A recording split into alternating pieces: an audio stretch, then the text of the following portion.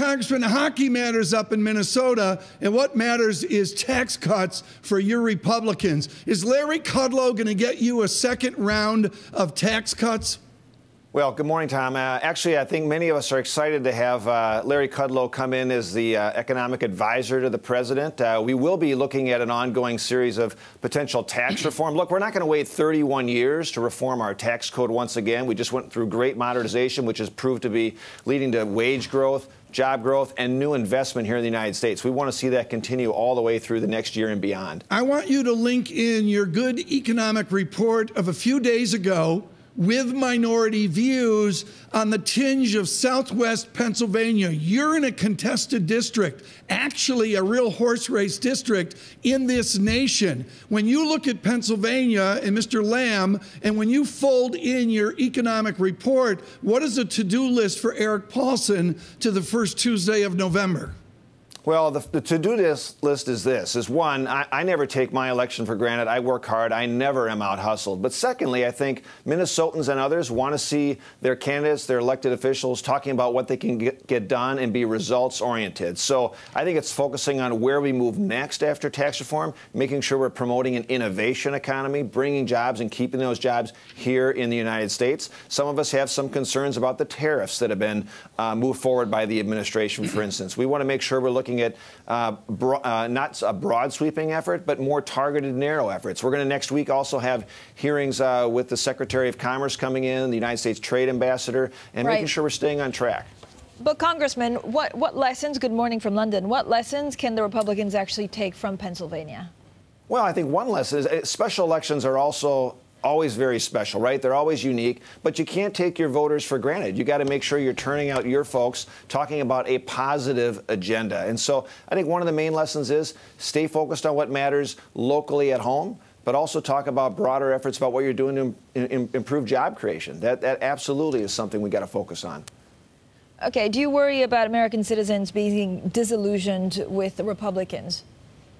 No, not necessarily at all. I think most folks are pretty happy. Like, look, the economic report we released, which is an annual report, it shows we've had steady job growth, not only since the regulatory climate and environment has improved over the last year, but now in just the first 2 months, we've had special bonuses, new pay raises going out to employees. We've got 401k investments happening. People feel much better psychologically about what's happening with their own pocketbook, more money to spend to improve their standard of living. That's going to be a good thing going out throughout the year, going into the election and beyond. Okay, this is what happens when Erik Paulsen's running the show. I mean, you've got an economic report with a scatter dot chart. Politicians doing a scatter dot chart? You got to be kidding me. That never happens. Okay, take the scatter dot charts, Mr. Paulsen, and the Republican angle, and again, the minority views. You've got to work with a 1.4 or 1.5 trillion dollar deficit and even chronic deficits a few years out. Are you going to grow your way out of those deficits? Well, one thing that we've done is with all this new investment and literally companies reinvesting back in the United States, changing their course of action, we have to grow our way out. We weren't going to be able to do it with the old Obama administration of 2% growth. We've got to do better than that. Now, it's really important for Republicans to focus on the other side of the ledger. We have to focus on the spending side of the ledger, because if growth's going at above 3%, 3.5%, now we got to focus on the spending side. Right. I think that Larry Kudlow is going to be focused on that as well. Okay, can Lawrence Kudlow tell the president that he's got to act like Erik Paulsen? Nobody believes that's going to happen. How is he going to get that message into a guy who's never done a fiscal policy in his life? Well, listen, I think Larry Kudlow is going to bring more stability. We want stability. We want to make sure that some of the president's policies he's been advocating for and moving forward are actually talked about. The Tax Cuts and Jobs Act, we want to make sure that that's the message that's out there right now. We don't need to be focused on other issues that might be sidetracking us. And Larry will have his hands full. He'll have his hands full. But I do think that'll be a key component of his job and mission. Well, I mentioned Duluth East earlier. That's old steel country. I was just with some good Duluth people in Rome not too long ago. What are you going to do with these tariffs to help the people of the iron country?